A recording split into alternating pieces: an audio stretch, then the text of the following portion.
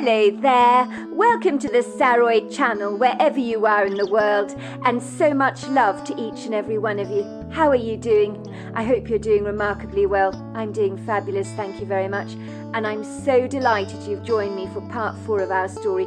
So now we've discovered that the love of Trixie's life is actually staying at her boyfriend's house. Can you believe it? For the weekend, she's discovered the man that she's always loved, the man who broke her heart, is now sitting opposite her at the dinner table. So I'm wondering what's going to happen here. But I'm sure there's going to be fireworks somewhere along the line. So let's continue with our story. But before we do, don't forget to subscribe to the channel, click the notification bell and the thumbs up. Needless to say, life goes on, whether we like it or not. One day will roll into another pretty seamlessly. My relationship with Dahlia was not going well, but that was to be expected. She was as hard as old boots, ruthlessly determined to get me to pay for everything even before the baby was born. I suspected half of the money she requested was being extravagantly spent on herself, to buy her more very revealing figure-hugging outfits, as every time I saw her, she was wearing something new and decidedly expensive, if not very tasteless. It was after the baby was born that I was exceedingly excited to become a father. Dahlia chose to call our baby Megan. She was perfect, the sweetest, most adorable baby girl I'd ever seen. But then I was inclined to be biased. I was very proud to become a father, and as a consequence determined to try and make my relationship with Dahlia work, however hard it was. I mean, if people in India could make relationships work with a perfect stranger, then why couldn't I? Even Dahlia was making a very big effort with our relationship, so I would do my damnedest to make things work, for the sake of little Megan. My mother, who has always been very astute by nature, felt something was up when the baby was born. She discreetly did a DNA test on little Megan to find out if indeed she was my little girl.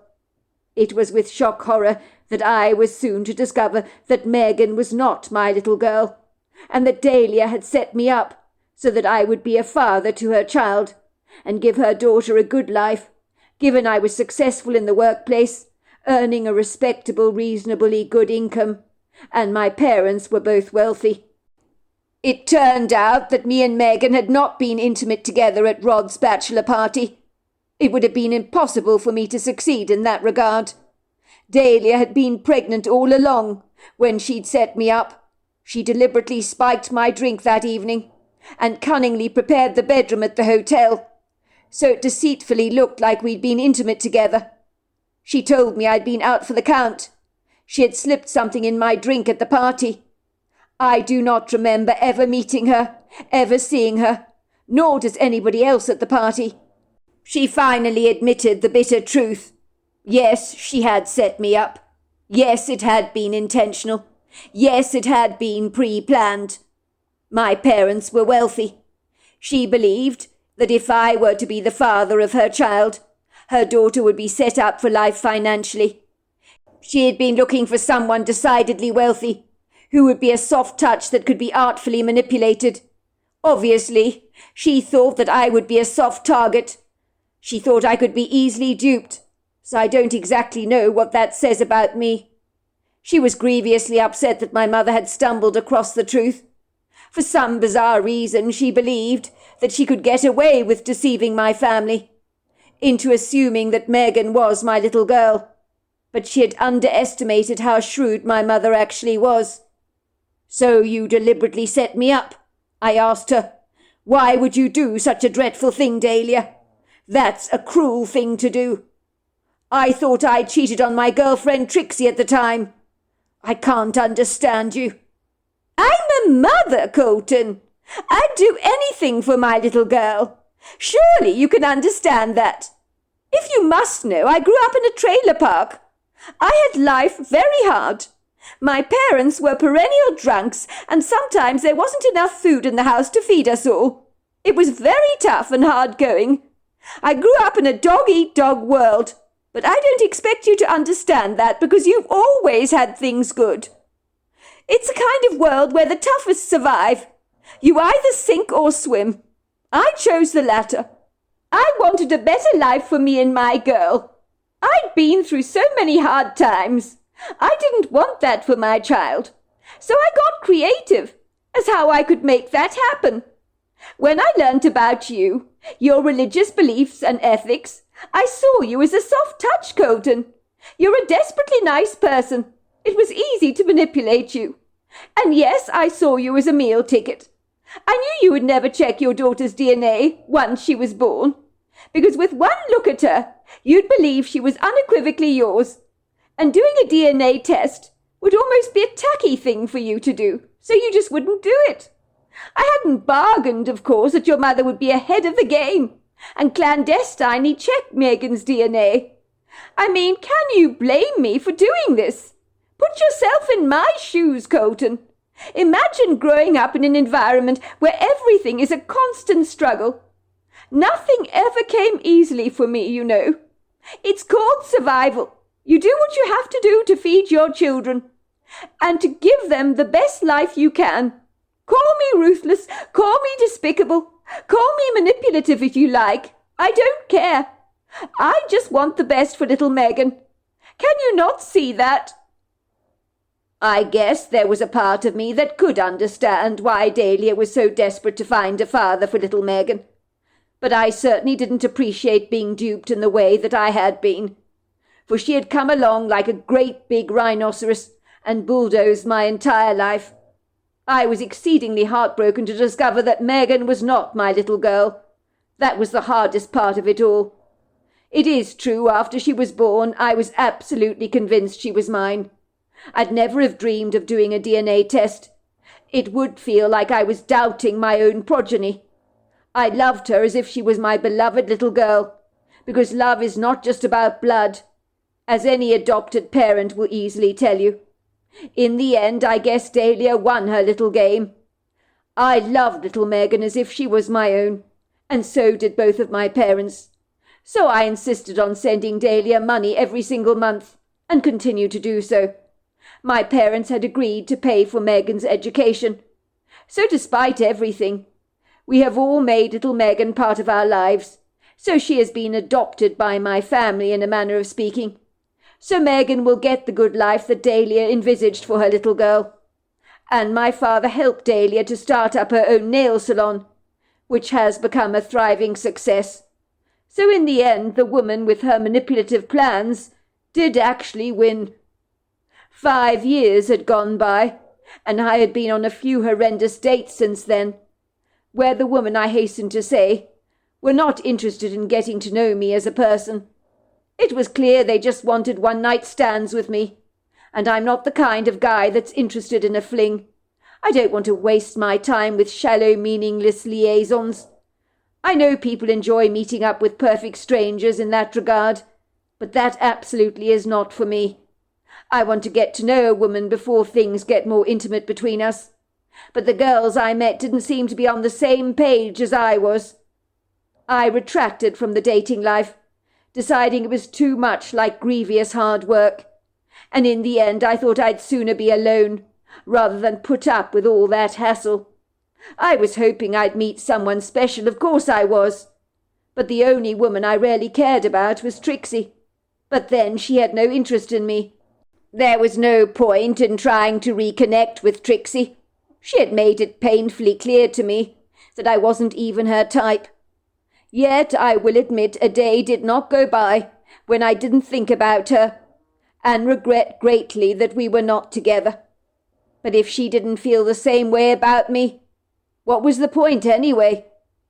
It was on a lonely Friday evening in my apartment in Portland that I decided, for reasons I cannot comprehend, that I needed to escape the rat race of the city for the weekend and enjoy some fresh sea air for a change. I therefore contacted my Aunt Angela, who lives by the Oregon coast, and is by nature a reticently demure person, while my Uncle Keith is larger than life, with a huge jovial personality that you warm to at once. I had called my Aunt Angela, who's my mother's younger sister, to ask if I might stay over with the family for the weekend. It wasn't that uncommon for me to go off and stay with my Aunt Angela and my Uncle Keith, who always seemed to enjoy having me to stay with them. Aunt Angela's house overlooked a dreamy beach and a grove of ancient trees. For me, going there was a great escape. My aunt and uncle had a son called Warren, who was my cousin. He was the same age as me, and growing up was a bit of a geek, but I'd always liked him, even though we didn't have very much in common. My Uncle Keith always called me Cole instead of Colton, but my aunt hated having my name shortened like that. "You want to spend the weekend with us?" she asked me enthusiastically. "But how perfectly wonderful, Colton! It'll be absolutely wonderful to see you. You know you never need to ask to come and stay with us. You're welcome any time. Just so you know, your cousin Warren will be home for the weekend. He's bringing a girlfriend home with him. Can you believe that?" "Wow, Warren a girlfriend? Now that's a turn-up for the books. I didn't know that he was otherwise attached," I said, unable to disguise my distinct surprise. "Well, it's great news, isn't it? I gather her name is Beatrice. Quite an old-fashioned name, actually. Warren is bringing her home to meet us, and for him to be doing this, it must be rather serious on his side. I think this is the second time he's actually brought a young lady home with him, but the last girl he brought home to meet us, well, we never saw her again, which was a dreadful pity. I hope we didn't scare her off." "Hardly, Aunt Angela. These things happen." "Well, I guess they do." "Well, you know what Warren's like. He's never had it easy with the girls. So I'm very happy for him that he's met someone else. He's so desperately shy, isn't he? Uselessly unassertive. He probably gets that from me, I'm afraid. I've always been the type that never said boo to a goose. He's not like you, Colton. You've always had it easy, girls running after you in every regard. But Warren has struggled so much. I hope this relationship works out for him, I really do. I don't want his heart to get broken again like last time." "You're too much of a soft touch, Aunt Angela. You're incorrigible," I said. "Don't you worry your pretty little head about Warren. I'm quite sure your son, as they say, is big and ugly enough to look after himself. If this young woman called Beatrice breaks his heart, well, what can I say? It's the passage of life. You can't protect him from everything that comes his way. And sooner or later we all get our hearts broken. It certainly happened to me, and I'm not over it yet." "You're a wise soul, Cole. Really you are. You're a great deal like your mother, you know, in that regard. That sister of mine has always been as shrewd as a hawk, like when she's discreetly got the DNA tested to discover that Dahlia's child was not your own. I couldn't believe that story, and how we'd all been hoodwinked by her. What a dreadful woman she was. But goodness gracious me, at least you got Megan embroiled in your life, because that little girl is a delight to behold." "Well, I'll take that as a compliment, shall I, Aunt Angela? But I doubt that I'm as shrewd as my mother is, I'm afraid. I'm happy for Warren, though, that he's met someone nice, I mean. I do hope for his sake that she's a keeper. Are you absolutely sure I won't be in his way, cramp his style, so to speak, if I come and stay for the weekend?" "Oh, I'm absolutely certain about it. Warren will be delighted to see you, Colton, as will we. I'm sure he might appreciate some young energy around the place. The more the merrier, as far as I'm concerned. And you know, Colton, you're always welcome to bring a friend with you if you like. There's plenty of space at the house. We've got lots of spare rooms." When I arrived at my uncle and aunt's house on the Oregon coast, they were in the middle of enjoying dinner together. I was absolutely famished, and when I discovered that Aunt Angela was making oxtail, which is my favourite dish, I was very eager to get down to dinner. After I'd left my baggage in my room and washed my hands, I quickly came downstairs to join my aunt's family for dinner, only to discover to my shock horror that Warren's new girlfriend was no other than my ex-girlfriend Trixie, whose full name was Beatrice, but nobody ever called her that. But obviously my aunt fancied calling her by her full original name, as some people feel the name Trixie is more suitable for a dog. I was so astounded to see Trixie sitting in the chair that my jaw just dropped open and almost fell onto the ground. As my eyes met Trixie's, there was an exchange between us that was almost electric. I could see her face had paled with shock when she saw me, almost as if she thought she was seeing a ghost. "Do you two know each other?" my Aunt Angela chortled. But Trixie immediately interceded and said, "Absolutely not. We've never seen each other before."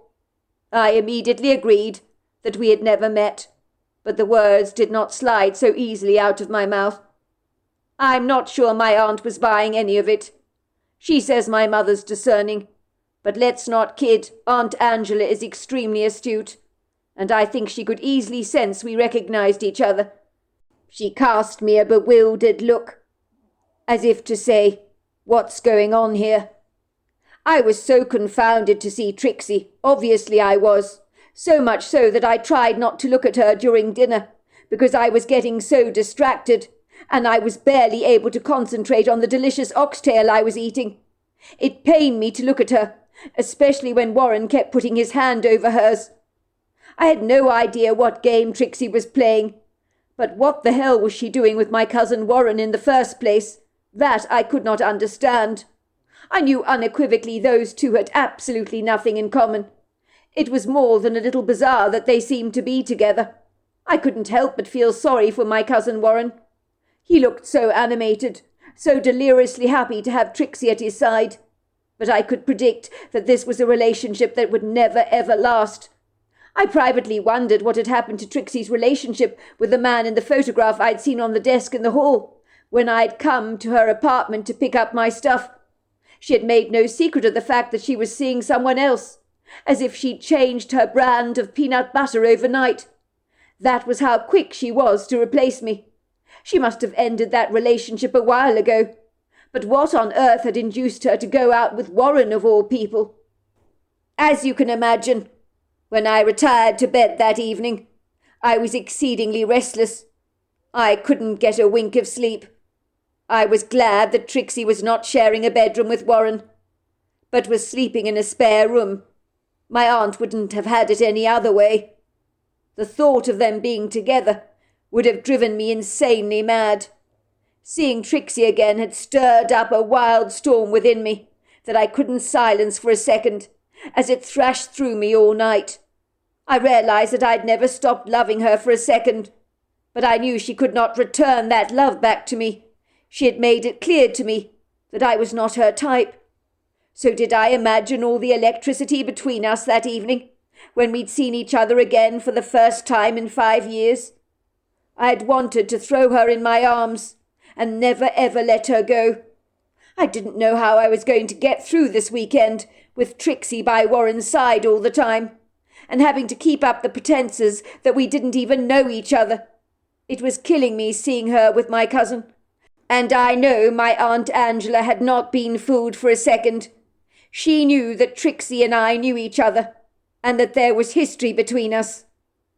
I was tossing and turning all night in my bed, wondering if I should go home, as seeing Warren with Trixie was upsetting me, and only serving to remind me of how much I'd lost, and how empty and vacuous my life had become, without Trixie in it. In the end, when I glanced at the clock on the side table, and discovered it was 1 o'clock in the morning, I couldn't believe it was that late. Sleep had completely eluded me. It was at this very early hour of the morning that I decided that I needed to get out of bed, take a walk on the beach perhaps, because I couldn't get to sleep. So then what was the point? A walk under the stars with my torchlight for company didn't seem like such a bad idea. It would help me gather my thoughts together and decide what I should do about my feelings towards Trixie, that clearly had not gone away after all this time. Trixie. It had been impossible to get any sleep that night, as I lay in my own bed tossing and turning, unable to believe that Warren's cousin was no other than my ex-boyfriend Colton, The family called him Cole, with the exception of Angela, of course, who called him by his full name. I had never heard his name shortened like that before. As I was thinking over things, I heard a slight banging sound in the house, and the heavy tread of footsteps going down the staircase. I realized someone was up and about at this early hour.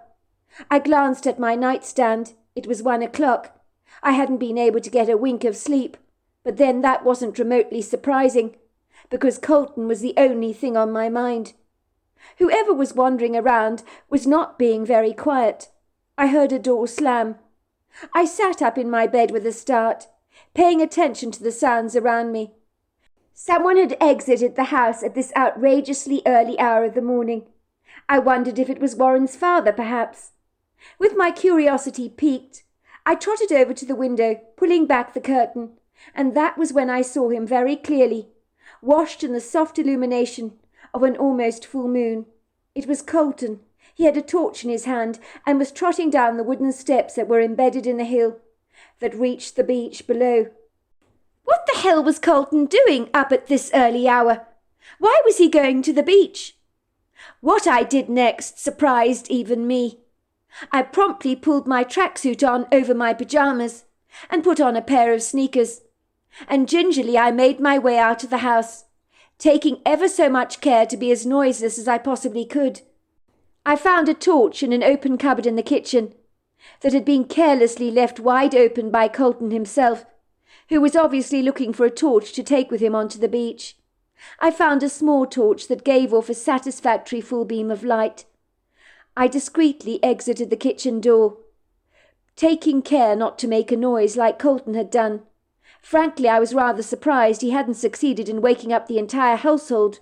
But then again, perhaps they were deep sleepers, and after all, I had been wide awake when I'd heard the noise.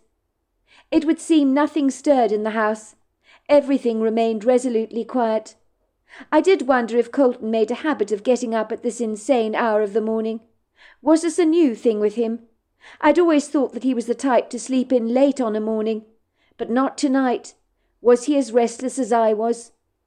The night was magnanimous in her generosity, for the moon graciously allowed her soft pearly prisms of light to confiscate some of the dark shadows, which made creeping out onto the beach at this time of the morning a lot less intimidating for me.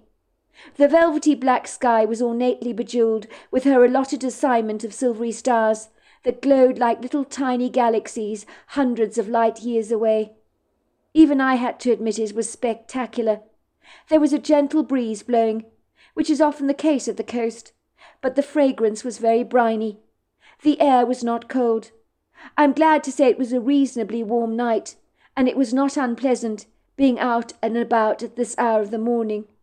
I could hear the rhythmic roll of the zestful ebullient waves that never tire in their aerobic dance routines, crashing towards the shoreline very elegantly.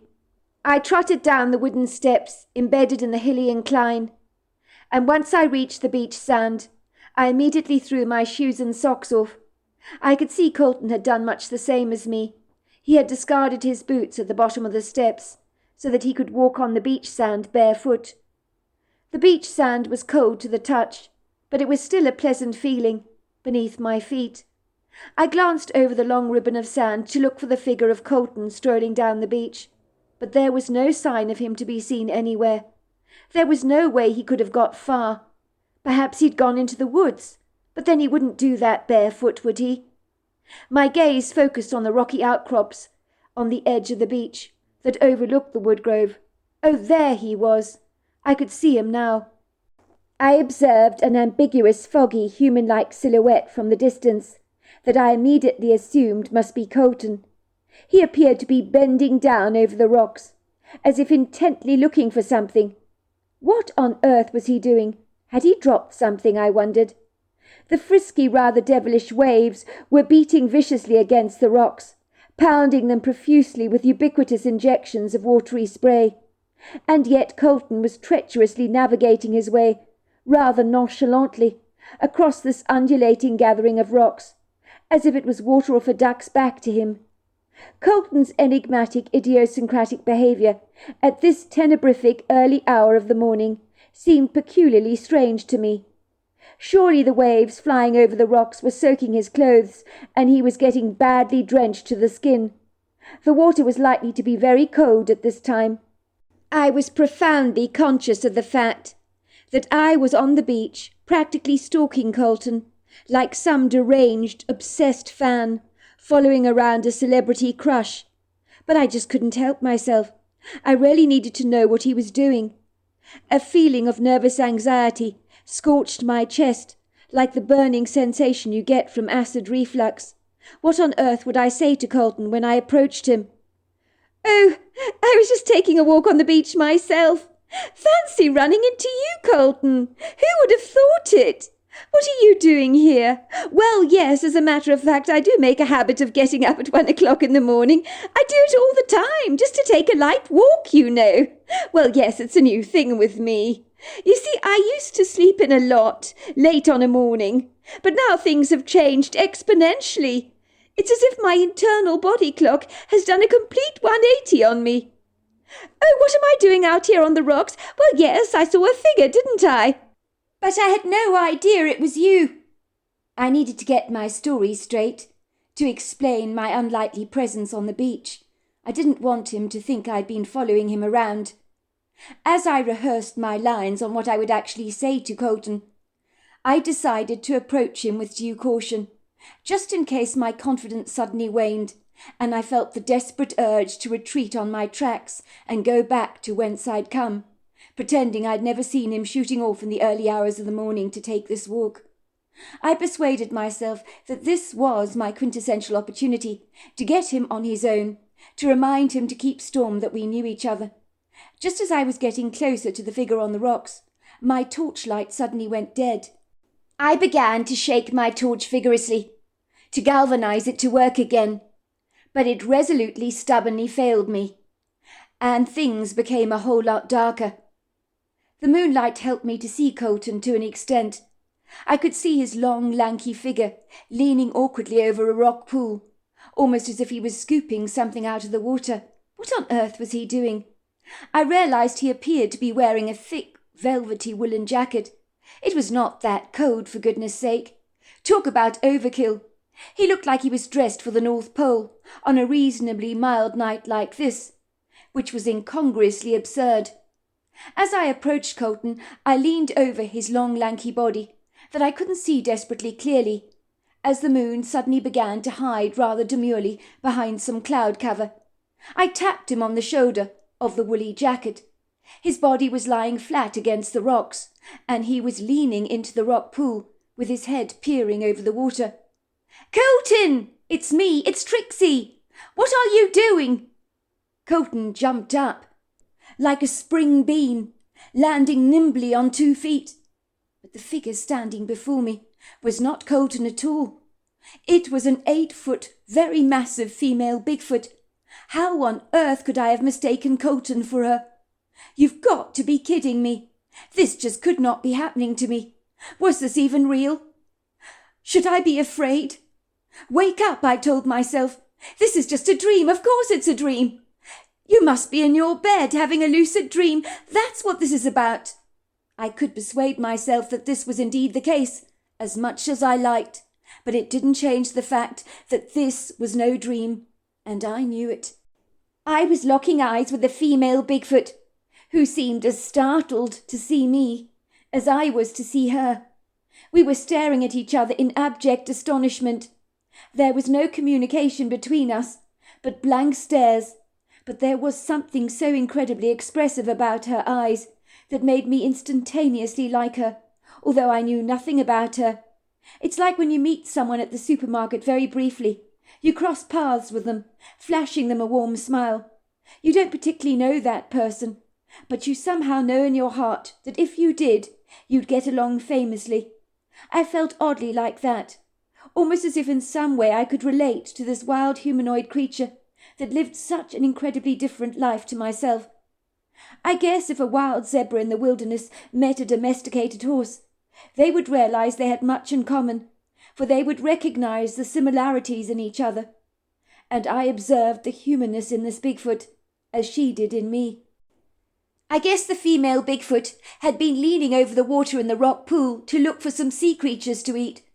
She had caught a couple of very large crabs, which she'd bashed with the back of a stone. I also observed some seaweed that was flung over her shoulders, which I'm sure she intended to eat, although I cannot be sure about that. My mouth had dropped wide open in surprise, while my eyes bulged from their sockets. I was so confounded in this moment that fear never even pestered my mind for a second. I guess when something takes you by surprise, like a lightning strike from the heavens, it throws you into such a conundrum, you don't have much time to engage in any disquiet. Yet it was after my eyes met the Bigfoot's that any fear I might possibly have entertained dissipated like the steam from a kettle. All of a sudden, the moon came out again, shining her gloriously bold illumination over the Bigfoot, so that I was in no doubt what I was seeing. The Bigfoot was tall and lofty, a lot like Colton, who was reasonably tall himself, and extremely well built, but he was no patch on this Bigfoot, who was infinitely more strapping than some of the most well-built men on this planet. I knew it would be with ease that this Bigfoot could lift up a car, and with help from her kind, easily move it, almost as if transporting a piece of furniture, with a removal man, from one room to the next. That was how incredibly strong she was. She was covered in long, flowing, dark black hair that was not remotely woolly like I'd first assumed. No wonder I thought that Colton was dressed for the North Pole. Her shoulders were absolutely massive, her torso incredibly ripped, almost as if she did hundreds of thousands of sit-ups every single day. I could see her tree-trunk-sized legs were powerful, her posture reasonably straight, although her shoulders were stooped forwards, as if she was desperately trying to make herself appear smaller to me, so that I wouldn't find her so intimidating. She stared at me through bright yellow eyes, and her nonplussed, perplexed look changed into one of curiosity, as if she was wondering what I was doing up and about at this insane hour of the morning. She also appeared to be interested in me, and it felt as if she was looking at me and studying me like a book.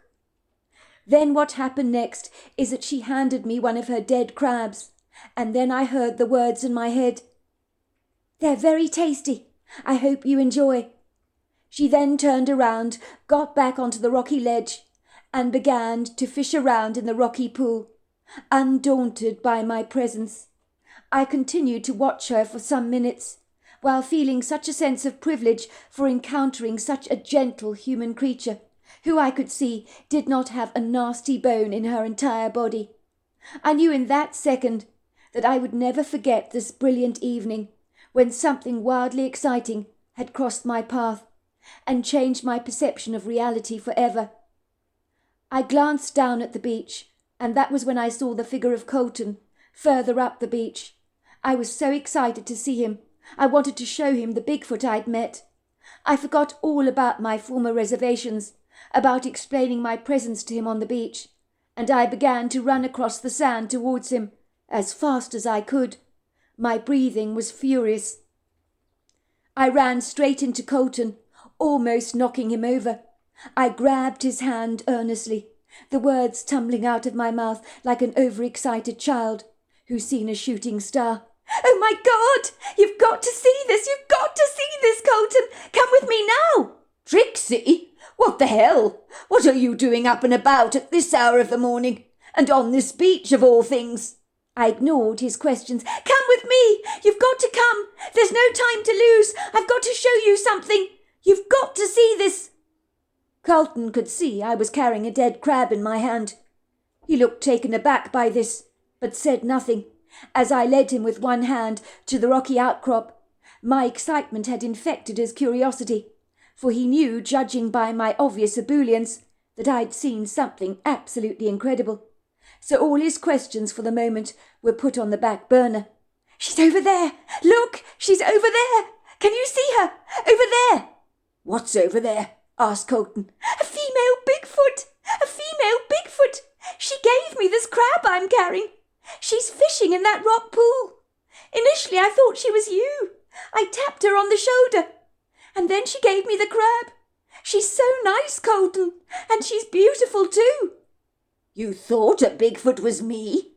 asked Colton. You actually touched her? I did! Can you believe that? The Bigfoot was pulling stuff out of the rock pool. We eventually heard her smashing a couple more crabs. She then rose steadily to her feet, threw some more seaweed over her shoulders, while in her hand she carried a pile of crabs. She suddenly stopped short in her tracks when she observed me with Colton. We were both watching her.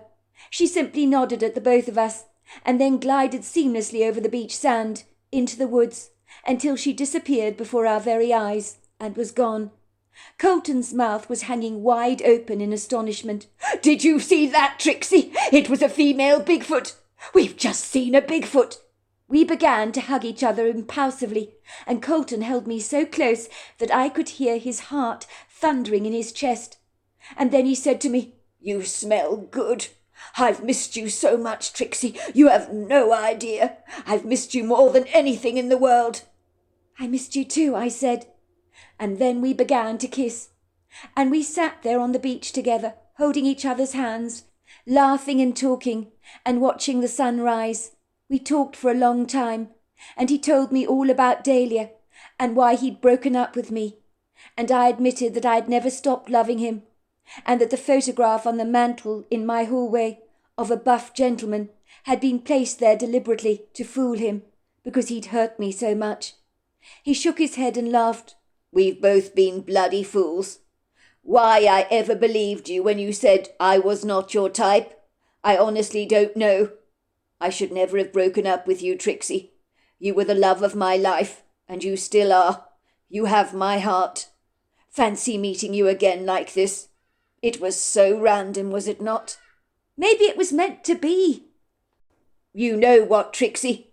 I think it was. Goodness gracious, my mother got an entire church to pray for my love life, and the prayer was answered, but not in a way I imagined. I didn't expect you to show up in my life all over again. This is the best day of my life in every sense of the word, and the Bigfoot has made it all the more special. It sure has. Let's just say this is an evening I shall never forget. One of the best evenings of my entire life. To cut a long story short, Colton and I finally came clean to Warren's mother, that we did know each other. I knew it! I absolutely knew it! You did not have me fooled. I could see there were fireworks between the two of you. I knew you had history together. I hasten to say it was rather tough having to let Warren down gently, and to inform him that I was not really into him. But the moment Colton had come into the dining room that evening, he claimed he had sensed the energy between us, so he was prepared for me to break up with him. I do believe my mother's prayers may have played a quintessential role in bringing me and Colton together. We are now happily married with 2 children. It was at my wedding that Warren met one of my bridesmaids, and she had always been a bit of a science geek herself. The 2 of them hit it off and got married the following year at the same wedding venue where we tied the knot. So yes, you can say some things are clearly meant to be when the stars are perfectly aligned, as they were when I encountered the Bigfoot on that beach tonight, and me and Colton came together after 5 years apart. So there you are. That's my story. Goodness gracious me, what a romantic story. I absolutely loved that ending. And what an incredible encounter with a Bigfoot on a beach. Imagine thinking that your boyfriend is that Bigfoot, and then realizing to your astonishment that you've tapped a Bigfoot on the shoulders, and that Bigfoot is not the person you believe they are. That must have been quite a shock. Until next time, goodbye and good night.